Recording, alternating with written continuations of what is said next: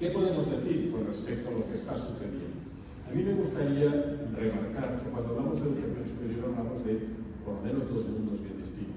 El mundo del posgrado, no sé si me llaman así aquí, y el mundo del pregrado. El mundo del posgrado atiende una población típicamente adulta, generalmente con obligaciones profesionales y familiares, y el mundo del pregrado típicamente, mayoritariamente, atiende una población joven, ¿verdad? Con intereses, lógicamente, y dinámicas bien distintas.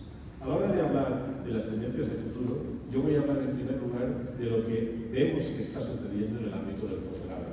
Me parece muy importante remarcar que está habiendo un espaldarazo a la educación superior a distancia, gracias precisamente a esos esfuerzos de adopción de la tecnología. Hoy prácticamente no conozco ninguna universidad en América Latina, claro que no las conozco todas, pero me paseo bastante, no conozco ninguna que no cuente con una oferta de cursos de posgrado a distancia.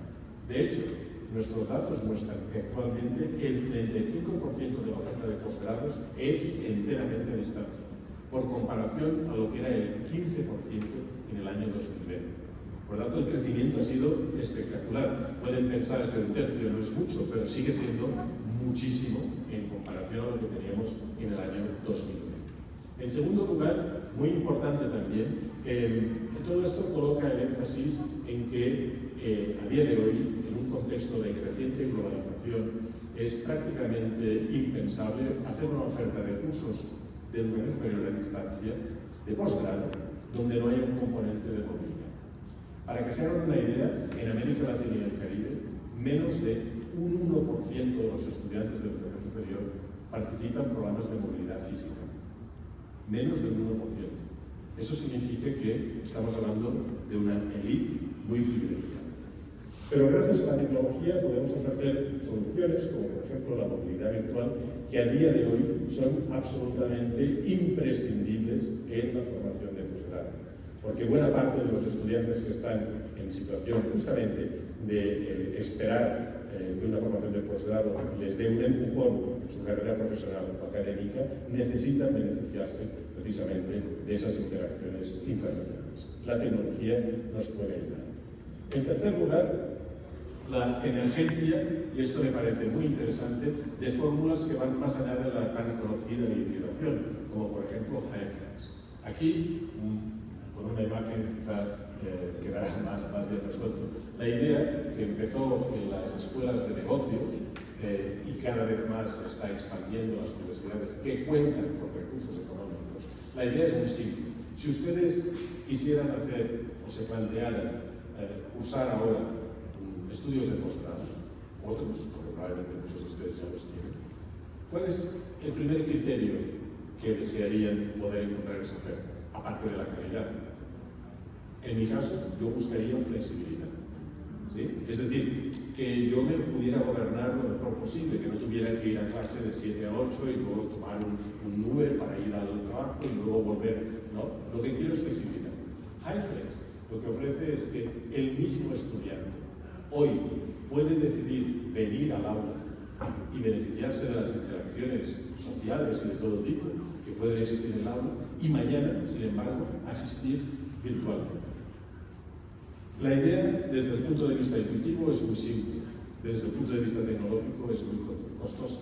Y además, sobre todo, desde el punto de vista pedagógico, porque supone que el docente que tiene que atender a un estudiante que hoy está aquí, pero que mañana estará virtualmente, tiene que, digamos, diseñar unas estrategias de trabajo que faciliten que quienes están fuera puedan, disfrutar de la misma calidad de experiencia de quienes están dentro. Pero probablemente es lo que yo quisiera para mí. ¿Sí? La máxima flexibilidad. Bien, hasta aquí los estudios de posgrado. Vayamos ahora con los estudios de pregrado, ¿verdad? Los clásicos. Paradójicamente, la primera conclusión a la que uno llega es que la pandemia nos hizo recordar algo que habíamos olvidado con el tiempo, a fuerza de insistir que el paso por la educación superior es básicamente una cuestión de formación de recursos humanos, olvidando de que para todos los jóvenes entre 18 y 24 años de edad, lo más fundamental es que el vehículo de un programa de formación es en realidad una oportunidad para una transformación vital. Y lo que el joven de 18 años busca por encima de todo, es una experiencia vital transformadora. Por eso, no sé, no hace muchos años algunos de los que están aquí tenían 18 y 19 años, ¿verdad? Por eso yo creo que en muchos casos recordamos más experiencias que vivimos en la universidad que no clases magistrales a las que asistimos cuando somos jóvenes, ¿verdad? Creo que es importante traer a colación una cifra que puede ser interesante. Antes lo hablaba con el decano de la Facultad de Educación de la Universidad de Antioquia. Nuestros datos muestran que en América Latina el 60% de los estudiantes de educación superior acreditan todavía hoy algún tipo de afectación socioemocional derivada de su tránsito por la pandemia, ¿sí? Algún tipo de afectación. Y esto explica por qué los servicios de atención a los estudiantes en toda América Latina, o por lo menos en las universidades a las que les preocupa y tienen capacidad para desarrollar soluciones, están ampliando su ámbito de actuación, incorporando más elementos de asistencia individual al estudiante. Elementos en los que prácticamente nadie pensaba antes del 2020. Más importante aún, de este 60%, la mitad, algo más del 30%, tiene hoy todavía, episodios de estrés y ansiedad.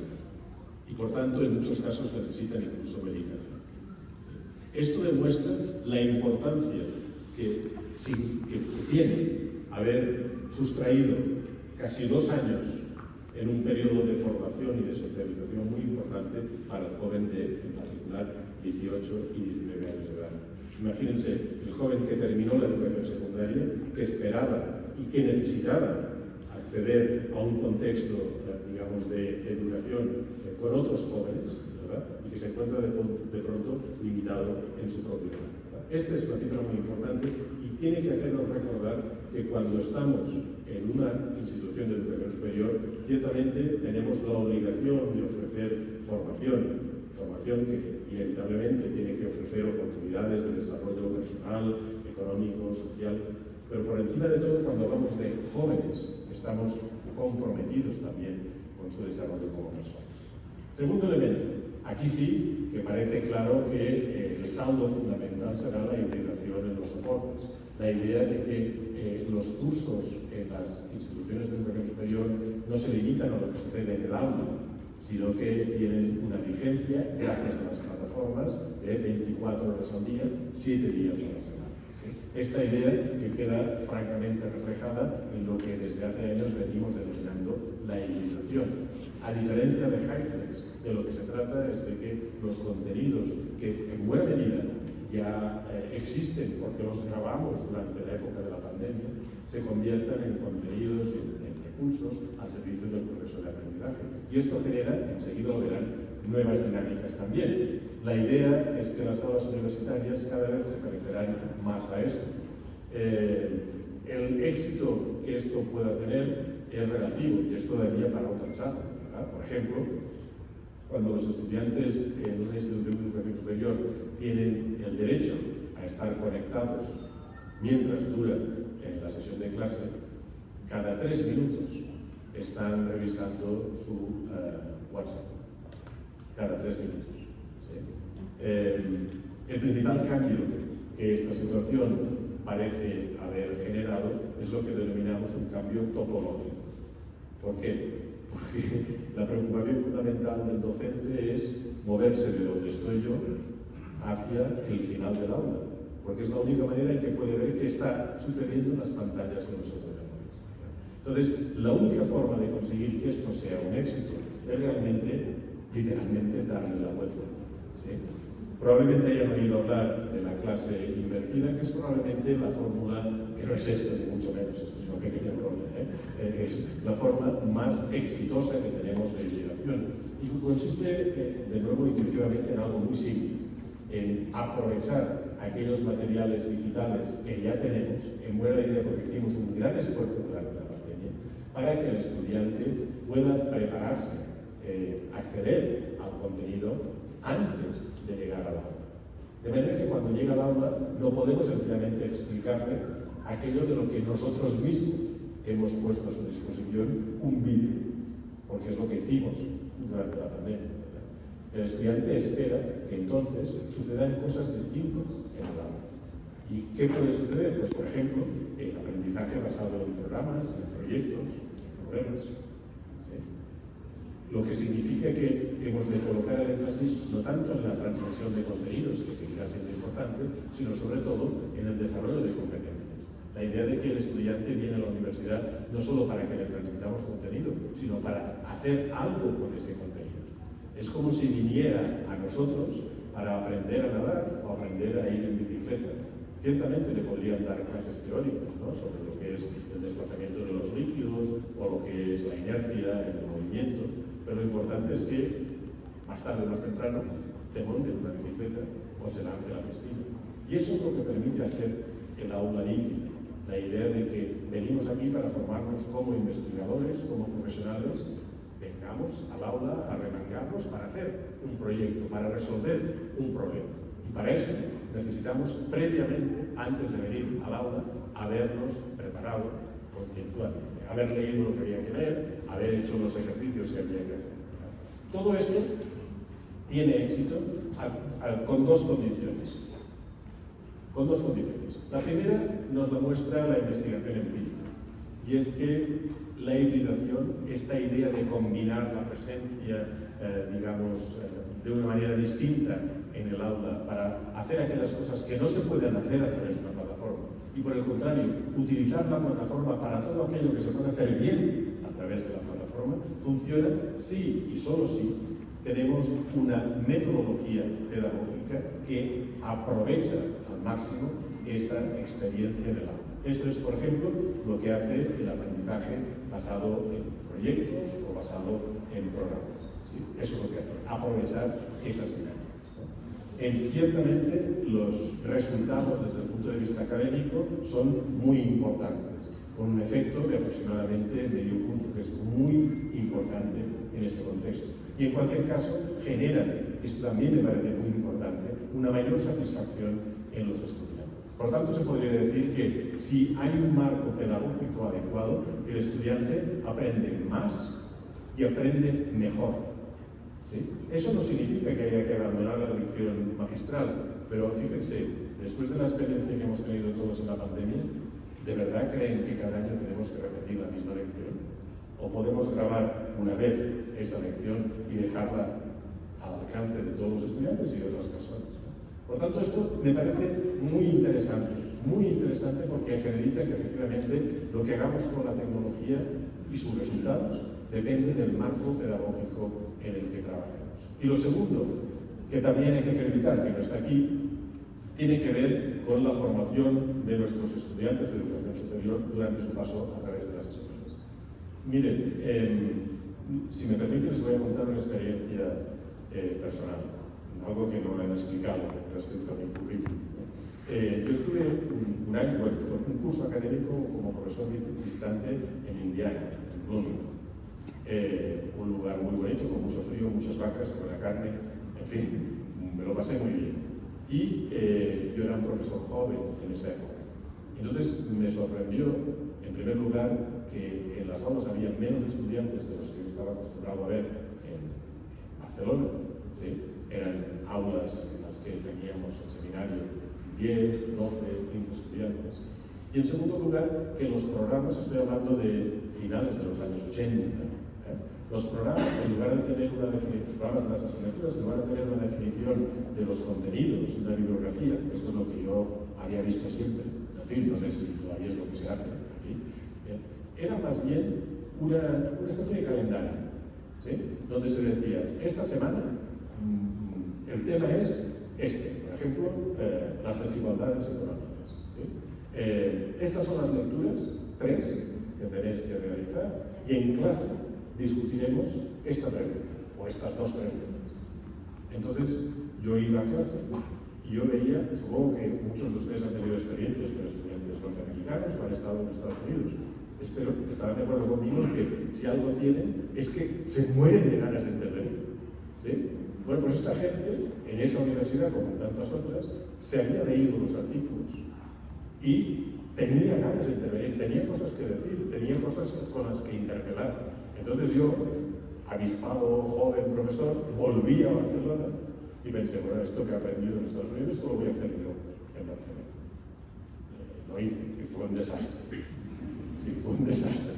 Bueno, pero por los veo sonreír, eso será que aquí también pasaría algo parecido, ¿no? Las primeras semanas, yo veía que la gente estaba un poco desconcertada. Bueno, me perdonan, porque esto es muy personal, pero bueno, yo tenía la sensación de que la gente estaba desconcertada y pensé, bueno, estos que necesitan un poco más de... O sea, vamos a aguantar una semana más. A la cuarta semana me di cuenta que eso nunca iba a funcionar. Y enseguida dividí a los estudiantes en dos grupos. El grupo mayoritario, estoy hablando de mi experiencia, no digo que todos los estudiantes sean así, el grupo mayoritario que no entendía por qué tenía que hacer lecturas antes de venir a clase. Ellos iban a clase para escuchar la clase, tomar notas y luego examinarse. ¿Qué es eso de pedirles que trabajaran más antes de llegar a la aula? Era como si les estuvieran engañando. Ese era el grupo mayoritario. Luego un grupo reducido, típicamente los que estaban en las primeras filas, que esos sí se habían leído los artículos, pero no se atrevían a decirlo. ¿Sí? No se atrevían a levantar la palabra para no quedar, digamos, en entredicho o en una situación difícil, ¿no? Lo cual me lleva a la conclusión, perdón por toda esta experiencia, lo cual me lleva a la conclusión de que realmente si queremos utilizar estas metodologías que son en el fondo tan exigentes con la actividad del estudiante, no podemos cifrarlo todo a la capacitación del docente, que debe existir y que es muy importante a su interés, a su compromiso, sino que necesitamos también un tipo de estudiante que haya sido formado de forma que, en definitiva, cuando llega a la universidad, siempre tenga ganas de levantar la mano, de hacer preguntas, de hacer contribuciones, que sea activo, en definitiva. No quiero culpar a nadie con esto, tenemos las escuelas que tenemos, ¿verdad? Aquí y en tantos lugares, pero ciertamente nuestros estudiantes sacarían más provecho del paso por mecanismos como la hibridación si hubieran sido preparados con una actitud más proactiva hacia la aprendizaje. En definitiva, si hubieran aprendido a aprender durante su paso por la escuela. Eso no significa que no lo puedan hacer, pero es más costoso. ¿Bien? Entonces, en este contexto, y ya voy terminando, cuando ya parecía que teníamos más o menos claras las tendencias de lo que iba a pasar en la educación de posgrado y en la de pregrado, va y en noviembre nos llega el ChatGPT. Total, que nosotros en el instituto empezamos a experimentar con eso y le preguntamos cosas tan sencillas como, por ejemplo, te pido que te comportes como un especialista en educación superior en América Latina y te voy a preguntar te voy a hacer unas preguntas, ¿no? Y efectivamente, la cosa esta adopta la perspectiva de un especialista, oye, y claro, además te puedes decir, oye, ¿podemos hacerlo en español? Y efectivamente, el tipo te lo cambia en español perfecto. O sea que, tanto es así, que nosotros hace un mes en UNESCO recibimos la instrucción de no contratar más traducciones. Y nosotros trabajamos en español, en inglés, en portugués, en francés. Y lo único que nos autorizan ahora a contratar es supervisión de una traducción realizada por alguna aplicación de inteligencia artificial. O sea que realmente, digamos, esto va a ser. Bien, nosotros lo primero que hicimos en el instituto ante la evolución de ChatGPT fue enseguida preguntarnos, oye, ¿qué podría decir UNESCO con respecto a las oportunidades y los riesgos que ChatGPT y en general la inteligencia artificial está teniendo, ¿no? Y, bueno, hicimos una especie de guía de inicio rápido que ustedes se pueden descargar de nuestra web. Pero si se la muestro aquí es porque, ¿verdad que es rara esta portada? ¿Sí? Es que tiene truco.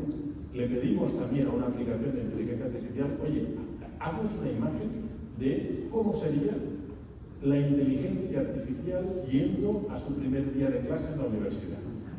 ¿Sí? Y además le dijimos, y queremos que esta imagen se inspire en el impresionismo francés. Bueno, no está mal, ¿eh? No está mal.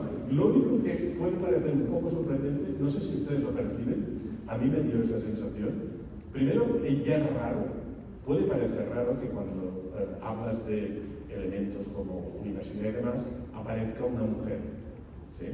Pero en realidad no es tan raro, porque la mayoría de los estudiantes universitarios que tenemos en el mundo, de hecho, son mujeres, ¿sí? Pero en segundo lugar, lo que más me sorprendió es que no le ven el aire asiático. ¿Un poco? ¿Sí? ¿Un poco asiático? Sí. Bueno, todo esto tiene misterio también, porque como esto se hizo desde la UNESCO, esto se hizo en un momento en que Estados Unidos todavía no había vuelto a la UNESCO, donde la mayor parte de las actividades sobre inteligencia artificial y educación han sido auspiciadas por China.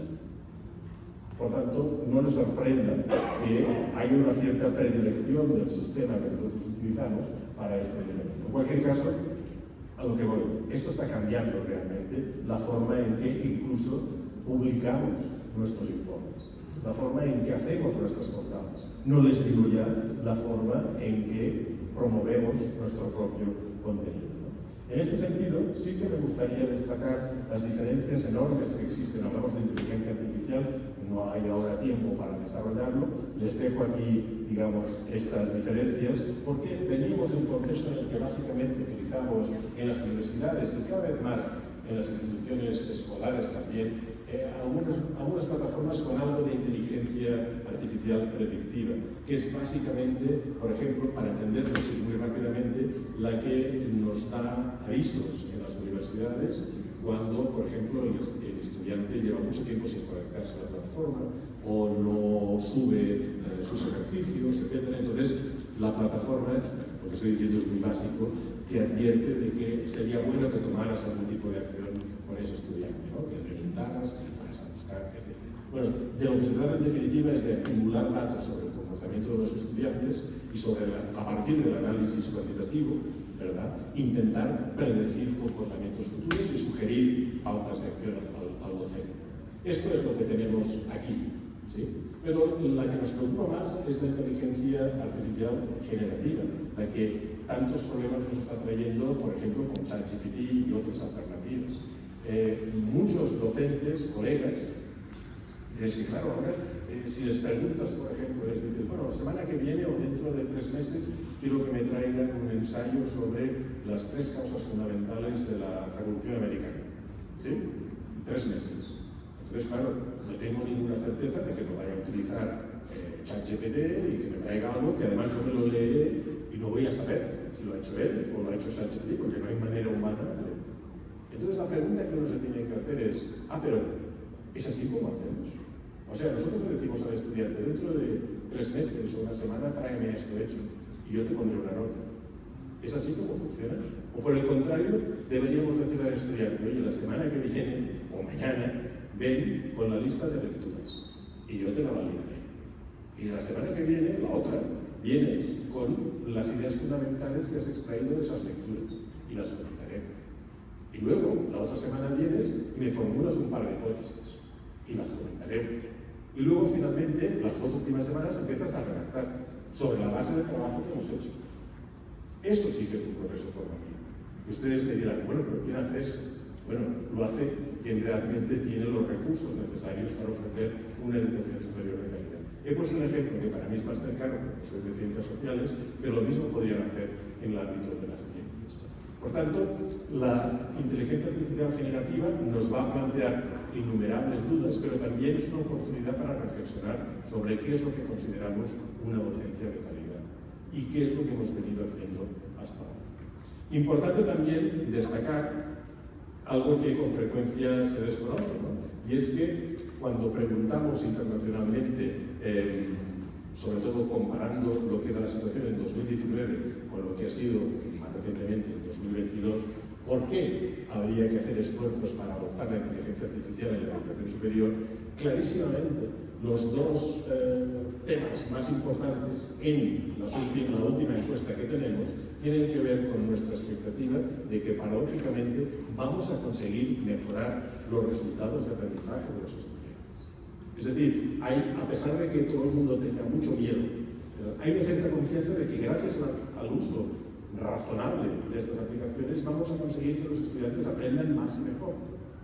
Y esto me parece, esta confianza es algo que debemos ganar. ¿Por qué? Porque, miren, si algo tienen que hacer las universidades es, en primer lugar, formar los recursos humanos que van a seguir desarrollando mecanismos y aplicaciones de inteligencia artificial, y esto sus universidades lo están haciendo, pero en segundo lugar también la población en general espera que las universidades tengan una voz crítica sean capaces de ayudar a la población en general a dirimir, ¿verdad?, qué es lo que va a suceder en nuestra sociedad y si realmente lo que está sucediendo es lo que la gente quiere.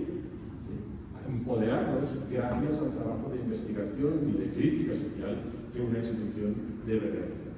Por tanto, digamos, esta expectativa más positiva es algo que debemos cultivar. Y en segundo lugar también, inevitablemente, yo les he puesto antes el ejemplo de nuestra propia organización, de la UNESCO, porque habrá indudablemente ahorros económicos. Y ahora verán enseguida, en un instante, el riesgo que eso puede suponer. También es interesante ver, supongo que esto afecta a algunos de ustedes, que cuando se les pregunta a las universidades cuáles serán los perfiles profesionales que trabajan en las instituciones que más afectados se verán, tal vez por despidos, resulta que los primeros son precisamente el personal de apoyo en materia de tecnología de la información. Esto es muy interesante porque de una u otra forma no aparece en la lista para nada el concepto de docente. Y ahora voy a terminar sencillamente con 4 propuestas, en fin, para la reflexión. La primera que hacemos desde la UNESCO es muy simple, pero la primera es muy simple. Todo esto va rápido, pasó, ya les doy la cuarta también. Ahí está. Y así las tienen todas. La primera es muy simple. Desde la UNESCO quiero enviarles el mensaje de que innovar por innovar no sirve para nada. O sea, nos distrae. Para innovar necesitamos tener la certeza de que evaluamos los resultados de esos esfuerzos de innovación que hacemos. Entonces, no sirve para nada que ustedes digan, es que yo he hecho, he dejado de hacer, haré. No, háblennos de qué manera, gracias a ese esfuerzo, gracias a esa solución innovadora, están consiguiendo que los estudiantes aprendan mejor, o por lo menos que salgan más satisfechos del aula. ¿Sí? Si no pueden vincular esfuerzo de innovación con mejora, es como si ustedes quisieran lanzar un nuevo medicamento al mercado y no hicieran pruebas de laboratorio para saber sobre su eficacia. Están, en el fondo, invirtiendo mucho esfuerzo, mucho tiempo, en el fondo, mucho dinero también, en conseguir desarrollos que si no pueden evaluar, ¿a dónde les conduce?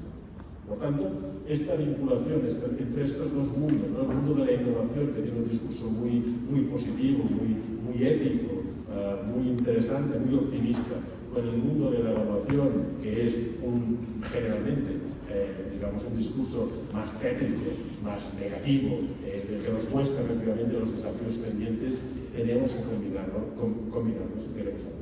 En segundo lugar, las universidades, lo dije de otra manera antes, tenemos la obligación de curar la inteligencia artificial. Y curar significa cuidar. ¿Sí? Cuidar. Es decir, los desarrollos nacerán en buena medida en nuestras universidades, en nuestros institutos de investigación. Y debemos también curar la inteligencia artificial para evitar que nos lleve social, económica, políticamente, incluso culturalmente, a unos modelos que no son los que, desde la perspectiva de la UNESCO, deberían regir esos desarrollos. Por tanto, es responsabilidad de cada institución asumir esa curación de la inteligencia artificial. En tercer lugar, esto es lo que menos les va a gustar. Bueno, no sé si les va a gustar o no, pero en cualquier caso es algo que nos va a tocar. Si ustedes están en universidades donde todavía los contratos se miden por horas de pizarra, asústense. ¿Sí? Asústense porque esto no tiene futuro. En el mundo en el que vivimos, cada vez más, el número de estudiantes que uno tiene en el aula tiene que ser un factor muy importante para medir también, al menos, la remuneración en relación a la docencia.